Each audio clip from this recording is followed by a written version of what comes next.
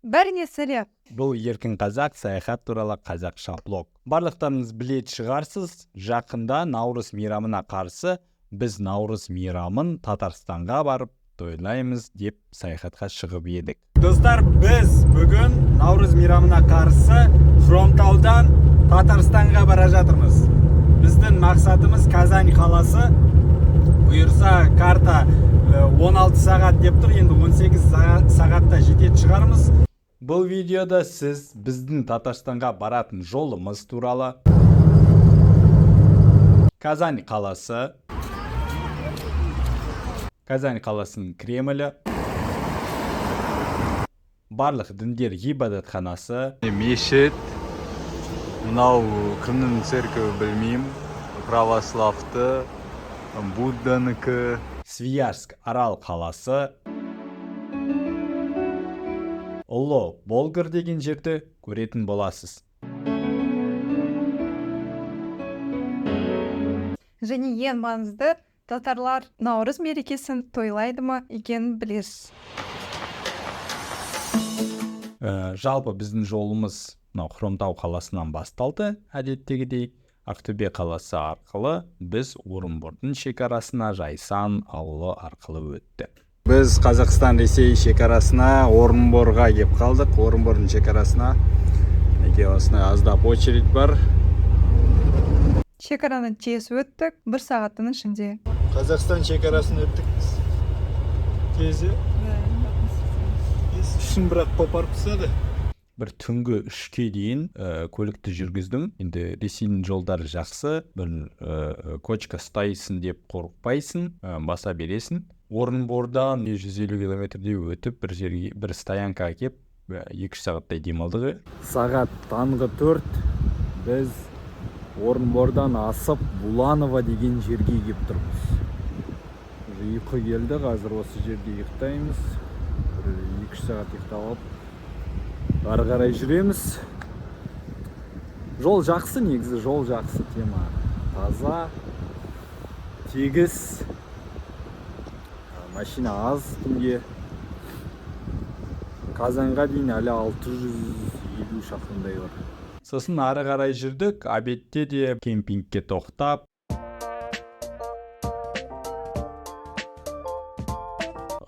ары қарай Казань қаласына біз түстен кейін бір 4-7 шамасында жеттік те.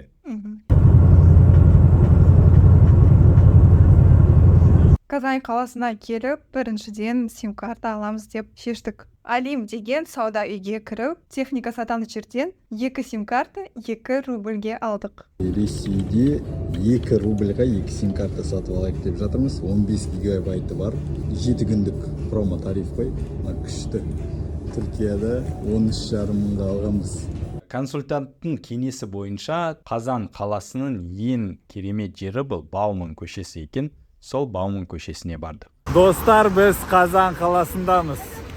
Бір тәулік бойы 24 сағат жолда болдық. Демалумен арасында бір 3 сағатта ұйықтаған шығарым. Бұл кісі ұйқысын қандырды. Қазір әйгілі Бауман көшесінде тұрмыз. Қандай керемет, тамаша. Татарстан туралы бір стереотипті біз растадық. Ол шынымен де бай мемлекет деген, бай өңір. Кіргеннен бері бүкіл жерде мұнай скважиналары тұр. Жол бойы сол скважиналар кәдімгі бүкіл жерде болды. Қазан қаласы өзінің Кремлімен танымал. Қазан қаласының Кремлі. Неге? Қателеспесем, осы Мәскеу мен Қазанда ғана бар. Және біз кешке қарай сол Кремльді араладық. Кремль қалай саған ұнады ма? Былай жақсы, қызық, үлкен, кезінде бір қамал сияқты болған ғой, сол кішкентай қалашық ретінде. Ішінде шіркеуі де, мешіті де бар. Біз мешітке ғана кеттік, ау деймін. Негізі территориясы үлкен, және жаз болғанда өте әдемі шығар.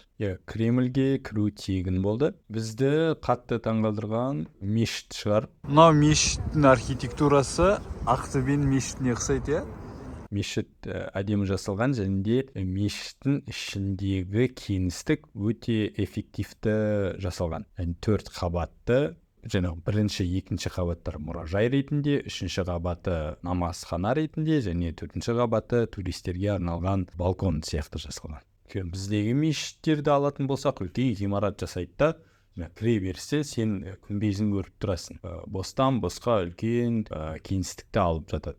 Мешітте ерекше көрінген ол айналар. Негізі бізде сондай жоқ секілді. Так, Каринаның бір мән берген жері бұл мынандай терезелері андай европалық христиандық стильде жасалғанды мозаикалары. Біздің мешіттерде көрген жоқпыз ондайды. Кешке қарай біз тамақ ішіп ап, негізі татардың ұлттық тағамын ішейік дедік. Біраз жерді араладық, өйткені бізде бір проблема бар. Ет жемейміз. Біз ет жемегендіктен көп жерлерде тамақтану өте қатты қиын емес, бірақ бір қиыншылықтар туғызады. Бір кафе таптық, алғанымыз татар тағамы емес, біз алғанымыз. Жоқ, қыстыбай деген лепешкалар, губадия деген тағам. Пирог сияқты. Солар. Содан кейін біз қатты жолдан шаршағандықтан жататын жер іздедік. Өйткені көлікте жатуға ешқандай желание болған жоқ. Мынау адам тәулікте 3 сағат ғана ұйықтады. Бүгін жалпы жаман шаршадық. Және уже көлікте ұйықтауға шамамыз болған жоқ. Сәл жуынып ап, жақсылап, сергіп, ұйқыны қандырып алу керек болды. Сондықтан да дәл көлікті қойған жердің үстінен бір хостел тауып алдық. Осындай бөлме берді. 1,5 рубль. 7,5 мың теңге ғой. 2 төсек. Негізі 4 төсек қой. Біз екеуіне жатамыз.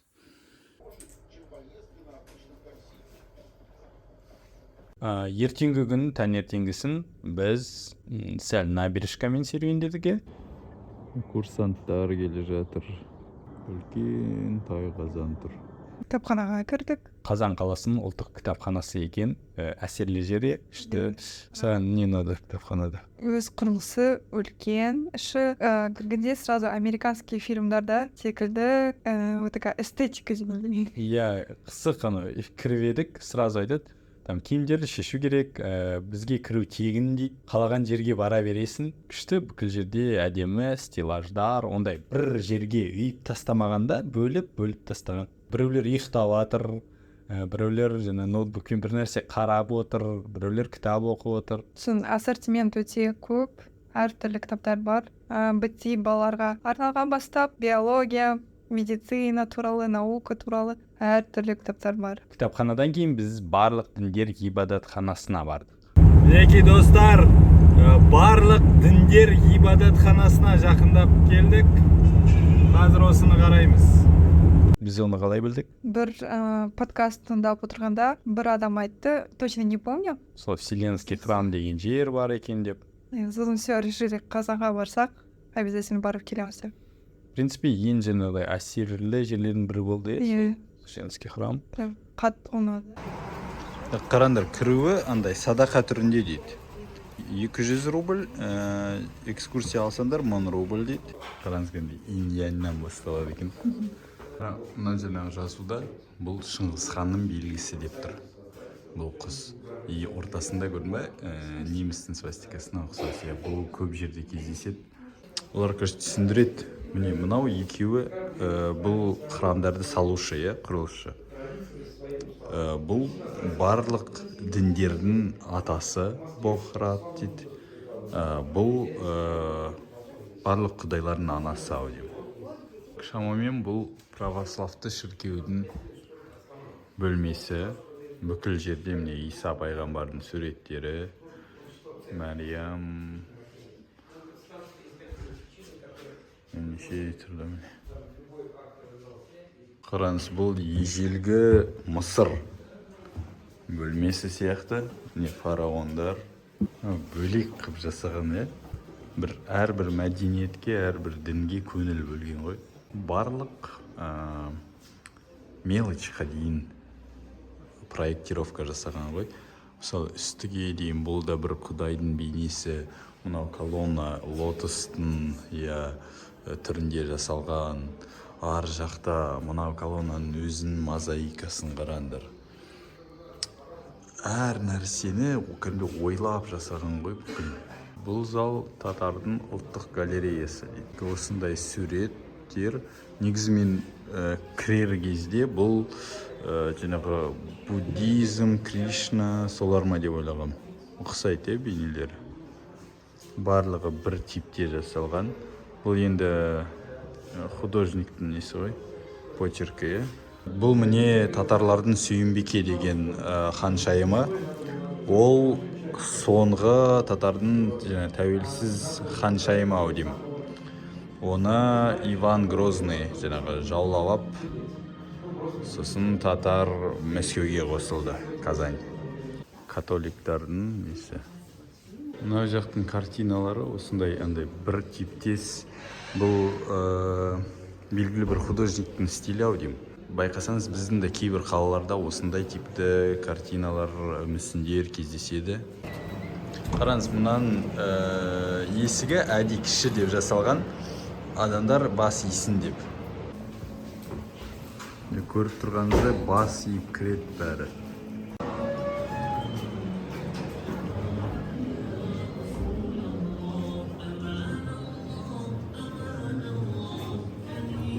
Кәдімгі дыбыстық сопровожденияға дейін жасаған ғой. Керемет. В общем, бұл нәрсені шамаил дейді екен. Осындайды қабырғаға іліп қояды. Осы шамаил деп аталады. Көбінесе және осындай исламдық суреттер, мешіттердің суреттері және де белгілі бір цитаталар жазылады. Мұндай зал бар міне. Портреттер көбі. Мұнан іші кәдімгідей лабиринт. Так, бұл бір нәрсе бітпеген және қай діндікі екенін білмеймін. Гүліне қарағанда бір үндістердікі бір нәрсе сияқты. Жоқ. Қараңдар шыққандай депрессивті сурет. Ана беттер қорқынышты көрінді. Вау. Базар жоқ. Буддизм қараңыз. Еврейлердікі, иудейский. Міне иудейский зал дейді. Әлі толық бітпеген бұл. Кришнаның залы дейді.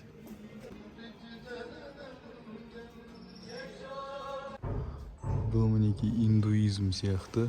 Не төрт қолды Шива. Ислам несі мешіті әлі бітпеген екен оларда. Салынып жатыр. Барсаңдар Қазан қалаға міндетті түрде барып келіңіз. Сосын біз тағы да тамақтануға бардық, Татарлардың ыстық тамақтардың ішінде тек қана кеспе бар. Нағыз андай ұлттық татардікі алсақ, бұл кеспе ғой. Өздерінің бір кеспе жасайды, ролтын сияқты, жүніске. Фастфуд ғой. Тюбетей деген жер, біздерше тақия деген жер ғой. Осындай тағамдары бар. Бұл қысты бургер дейді. Өздері біз сияқты жаңағы бургерлерді өз татар стилінде жасалған ғой. Бұлай жақсы. Біздің тамақ келді. Вообще тез. 1284 дейді. Бір дүкеннен сұрадық, татарлардың ұлттық тағамы қандай дейді. И осыны айтты. Бұл кеспе ғой кәдімгідей. Өзінің фирменный кеспесімен, тауық етімен жасалған. Сосын бұл да кыстыбы, веганский котлетпен, татар шайы және учпучмак фри дейді. Негізі байқағанымыз татарлар өзінің брендін жақсы упаковать еткен бар ғой. Учпучмак, мысықтарын барлығын күшті упаковка жасаған. Өзіміздің бір танысымен кездестік. Ол бізге қаланы кішкене аралап көрсетті. Бір мұнараның үстіне міндік. Биік. Қазан қаласы ондай қатты биік ғимараттар бер жақта жоқ. Қазанда андай бәрі стиліға жатып алған бар ғой. Үлкен кішісі да біздің Сразу выделяемся. Планетадан алған күрткамен жүрмей. Қараңдар, ана кәдімгідей.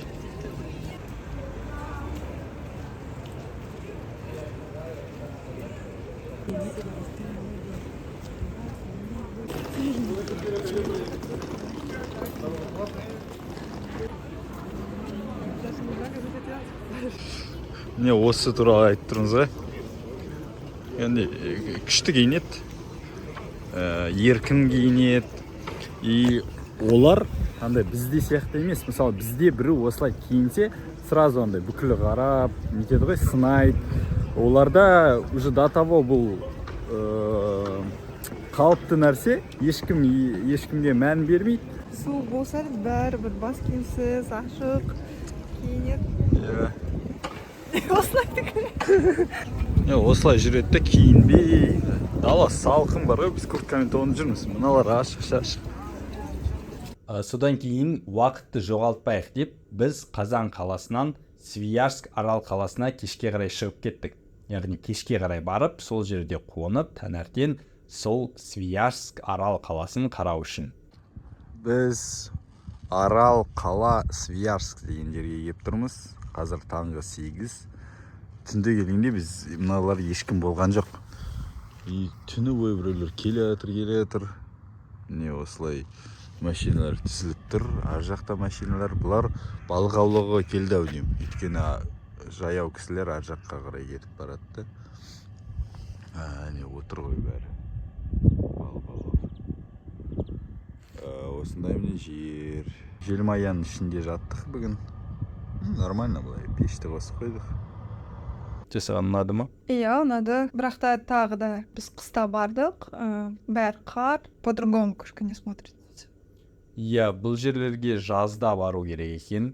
Барлық жағы өзен, жасыл шөп шыққанда әдемі көрінеді. Біз негізі Свияжскқа 1 сағатымызды жұмсап, кейін ары қарай кетеміз деп ойладық, бірақ 3-4 сағатқа бөгеліп қалдық ол жерде. Өйткені өте үлкен, қарайтын жерлер көп. Жалпы кіру билеті тегін. Гид, осындай аудио гид 400 рубльға алып алдық. Осымен жүреміз. Экскурсия 2,5 мың дейді. Картасы 22 орын бар екен мұнда, 22 аялдама. Арал 15-ші ғасырда, 16-15 ғасырларда құралған. Иван Грозныйдың өзі жарлығымен бұл аралды құрған. Содан бері бұл жерде православты христиан өлкесі ретінде дамыған. Қазан қаласын мәскеуліктер алған кезде осы арал қалада олардың жасағы болған еді. Яғни қару-жарақ барлығы осы қаладан Қазан қаласына дайындалған еді. 2 монастырь бар. Монастырь деген, яғни адам өз қалыпты өмірінен бас тартып, Құдайға құлшылық ету үшін өз өмірін қият, обет безбрачия деген соларды береді. Бөлек ерлердің монастыры, бөлек әйелдердің монастыры бар. Бір қызығы, осы жерде біз бірінші рет өзендік вокзалды көрдік. Біз еще аудио гид алдық. Бірақ та почти Дәулет вообще тыңдаған жоқ. Мен кішкене тыңдап, тарихын біліп, бірақ та сондай күшті деп айта алмаймын. Так что можете не брать. Негізі барлық информацияны интернеттен оқып баруға болатын сияқты. Дрон ұшыруға болмайды екен, мен ұшырып көргем сырттан, бірақ заглушка тұрма, бір нәрсе дұрыс ұшқан жоқ дрон. Еще жел болды. Сосын Ұлы Болгарға жол тарттық. 4 сағатта Ұлы Болгарға жеттік. Ұлы Болгар деген не екен деп сұрасаңыз, бұл ислам дінінің жалпы Ресейге тараған жер. Бұл жерде Волжский болгары дегендер тұрған. Қазіргі Болгария, солар Болгарияға көшіп кетіп, солай атанып кеткен деген мағлұматтар бар. Шыңғыс ханның ұрпақтары деме, сол жерде жасағы болған, орны болған, бір мәдени мұражай сияқты. Оған да біз кешке қарай жеттік. Бір-екі қонақ үйді қарап едік, олар істемейді екен. Бір люкс бар, ол 200 мың теңге тұрамы. Сөйтіп біз бір парковка тауып, сонда ұйықтадық. Ұлы Болгар деген жердеміз.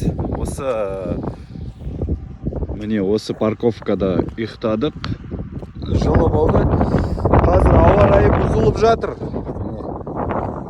Және анау неге барып кеп, туалетке жуынып келдік. Ішіне кіру тегін дейді, көлікпен барсаңдар болады. Соған барамыз қазір. Ең алдымен біз музейға кірдік. Музейдің құрылысы қызық екен. Иә. Кірген кезде сен 6-шы этажға бірақ кіресің де кейін төмен қарай тағы да және 5 этажы болады. Кірдік болгар цивилизациясының мұражайына. Түріміз енді бычыттау.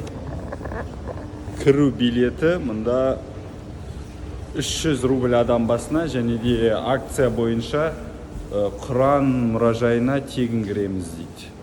Осы билетпен. Бұл жаңағы бірінші этаж болды, 6-шы этаж болды. И төмен қарай тағы да 5 этаж дейді ғой. Біздің асықтар мінекей. Мұнда игральные кости деп жазып қойыпты да. Енді прямой перевод солай шығар, ойнайтын сүйектер ғой. Былай қараңыз, мынау 1000 жыл бұрын міне осындай бояп, өрнектеп бәрін. Бұл негізі не ғой, тас қой, зиратқа орнатылатын тас. Және міне оның аудармасы жазылып тұр. Жазуы арабша сияқты, төте жазу ма, арабша ма, бірақ мында жазылып тұр. Бұл жерде дейді, бір княгиняның хатының денесі жерленген, және ол міне Иисус Христосқа кетті дейді. Қараңдар, бұл 13-14 ғасырдың құбырлары ғой, сантехникалық. Қазіргіден принципі түк өзгерген жоқ. Біз қазір мұнаның ішінде жүрміз ғой, бұл музей и өзендік вокзал дейді. Осылай өзенмен жазда кемелер, қайықтар келеді. Біз тағы бір бізге қызықты болған жер, бұл әлемдегі ең үлкен Құран бар мұражай. Біз Құран музейіне кірдік.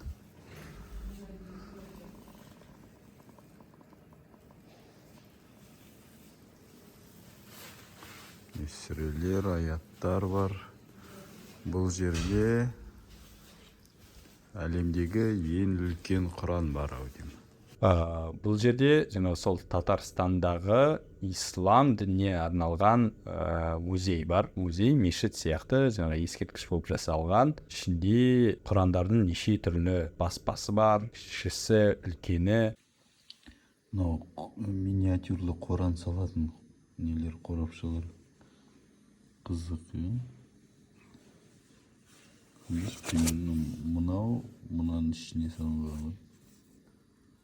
Әлемдегі книга рекордов Гиннесаға енген Құран бар. Міне екен ең үлкен Құран. Базары жоқ мұның размері. Қараңдар. Бір мен бойымен тең келетін шығар. Мінеке жазылып тұр, бұл дүниедегі ең үлкен Құран дейді. Гиннес рекордтар кітабына енген. Биіктігі, ұзындығы 200 сантиметр, менен де биік екен. Ені 150 сантиметр. Және қалыңдығы 25 сантиметр. 800 килограмм екен. Болгардың жақында Ақмешіт бар. Оның құрылысы Тадж-Махалға ұқсайды. Біз Тадж-Махалға келдік. Болгардың Ақмешіті. Әдемі көрінеді, бірақ түнде бұдан да әдемі. Негізі тағы да жазда күшті болады екен білеміз. Өйткені суреттен қарасақ, настоящий Тадж-Махал секілді. Сол мешіттің ішінде пайғамбарымыз саллаллаху алейхи ассаламның шашы бар. Мұның ішінде пайғамбардың шашы бар дейді. Мұхаммед саллаллаху алейхи ассаламның. Әне қара көріп тұрсыңдар ма? Сол. Негізі жалпы бұл саяхатымыз Маңғыстаудан кейін ең ауыр болған шығар. Өйткені аз уақытта ондай қашықтықты өту өте қиын болды. Күні түні рөлде отырып, аз демалып, оның үстіне қазір салқындау. Бірақ біз өкінбейміз. Тағы бір жер біздің копилкамызға кірді. Татарстанды көрдік. Аз адамдармен сөйлестік. Ас болсын да? Приятного аппетита на татарском. Тамле болсын. Тамле болсын. Тамле это еда? Вкусный. Вкусно. Вкусно было, да. Может, если на стол перевод так уж, да. У нас Тамле ас это- болсын. Ас? Ас болсын. У вас? Да. А ас что это? Ас это еда. Еда. Да. А вот тамле? Ну да, біз подтаски тоже так же, чтобы ош болсын, да. Да, так, так, если так, да. А так, приняли, если дословно перевести, это тямлился, чтобы вкусно было, ну, так и народ, да, если дословно перевод, а так, перевод, тогда вас. А сейчас здесь в школах татарский язык преподают? Да. Да, есть, да. Ну, не во всех, наверное. Одно время начали там больше, а сейчас уменьшают уже. Сокращают. бірақ көбірек сөйлескіміз келгенімен сәті түскен жоқ. Жалпы татарлардың тілі бізге ұқсас, аздап түсінуге болады, бірақ біздікінен жіңішкелеу. Ж әрпін олар айта алмайды, андай зи деп айта ма, жи деп айта ма, білмеймін. Зиланд. Иә. Мысалы, жылан деген сөз зиланд дейді, зиланд. И жны айтқысы келсе де андай зиланд дей ма, сондай. Татар тілі қазақ тіліне ұқсас, кейбір әріптері де, мысалы міне көріп тұрсыз, бар оларда, бар, міне ын әрпі дәл солай оқылады ау деймін. Бар, иә. Мысалы міне яна деген бұл жаңа, чік халықаралық бәйгеде югары бәйе алған. Яғни ашық халықаралық бір сайыстама жоғары белгі алған деген сөз ғой. Бүкіл жерде әйтеуір чак-чак. Ең басты сұрақ, бұл татарлар наурызды тойлайды ма? Жоқ, негізі тойлайды дейді, бірақ сондай біз секілді емес. Той думан жасамайды. Біз бірнеше адамдардан сұрадық, наурыз мейрамы қалай тойлайсыңдар, бұл мейрам сендерде бар ма деп. Олар көбінесе наурызды исламдық мейрам деп ойлайды. Яғни дінге қатысы бар деп ойлайды. Бірақ наурыздың дінге ешқандай қатысы жоқ.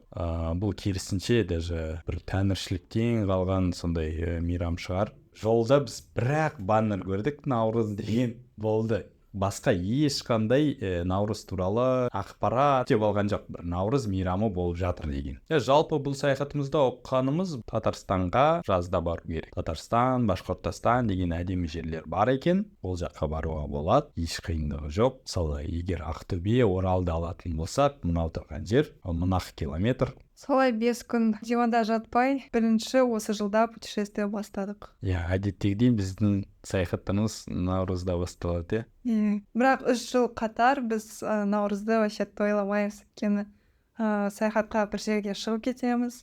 Наурыз мейрамын тойлаймыз деп барғанда, мынау Хромтауда одан жақсы тойланып өтті ғой наурыз. Осымен бұл видео аяқталды. Егер видео ұнаса, лайк басып өз пікірлеріңізді жазып қойыңыз. Бұл Еркін Қазақ саяхат туралы қазақша блог. Сізбен бірге болған Дәулет және Карина. Автоимен саяхаттау, еркін саяхаттау. Саяхаттаңыз, үйде отырмаңыз. Мүмкіншіліктер бар. Сол мүмкіншіліктерді қолдан үзіп алмаңыз, өткізіп алмаңыз. Ұстап қалып қолданып қалу керек.